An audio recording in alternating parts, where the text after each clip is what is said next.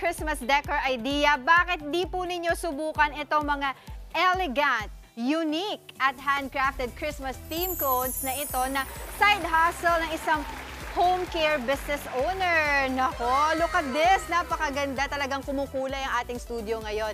Kita tayo kasama ang may-ari ng Disenyo Handcrafts. Good morning, Mommy Cecil! Hello!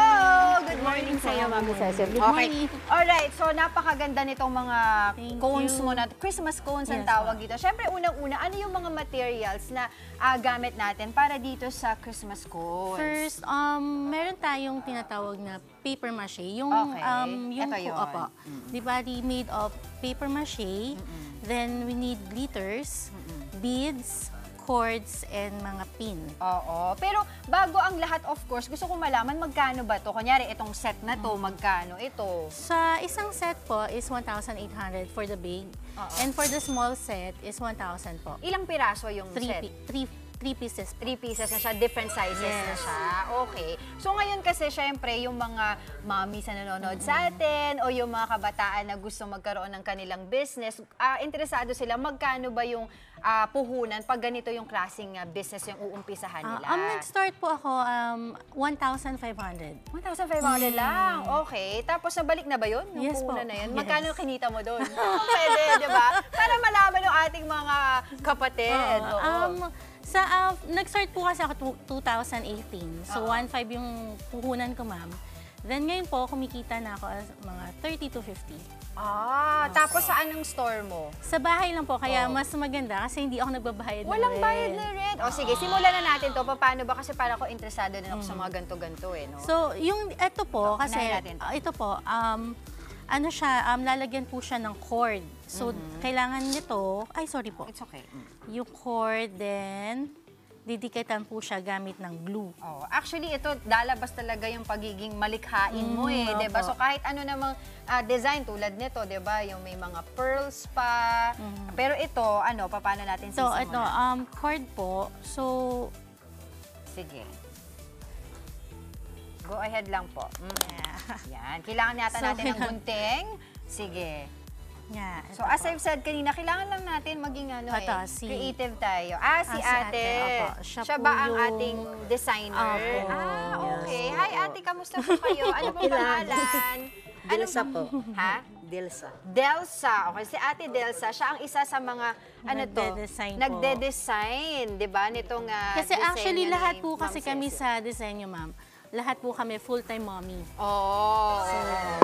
Uy, sige, mag-design na po tayo. Paano ba natin to gagawin? So, after po niyan malagyan ng glitters, lalagyan na po siya ng cords. Then, after po ng cord, lalagyan na po siya ng beads. So, ito po yung magiging itsura niya after lagyan po ng cords. Pwede ba ako makipag-ano din dito? I-try ko din mag-design later. Pero yun nga, ano po yung tips ninyo? Kasi may mga, tulad na nabanggit ko kanina, mga mommies natin dito na gusto talaga nilang kumita. Di ba? Para makatulong nang naman sa, sa pamilya nila. So, ano yung mga tips na po pwede mong ibigay sa kanila? Sa mga katulad kong mommies, dapat maging resourceful kayo, creative, and masipag. Yung sipag, and tsaka ang importante yung time management kasi gagawa ka ng small business mo sa bahay. At the same time, kaya mong alagaan yung mga kids mo. Totoo, diba? At saka yun nga, ang isa pa rin sa mga tanong ng mga gustong magkaroon ng extra income, Mami Cecil, ay yung paano nila sisimulan in terms na saan nila po pwedeng simulan magbenta. Ako po kasi nag-start ako, minaximize ko yung social media. So, sipag lang sa pagpo-post.